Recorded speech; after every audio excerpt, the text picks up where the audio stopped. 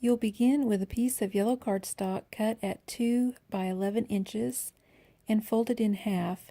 If you want to score it at the 1-inch mark, it might make it easier to fold the paper in half. Cut 1/8 inch slits about halfway down on the folded edge.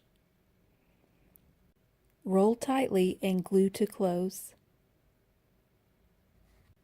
Push up from the bottom with your finger to make a dome.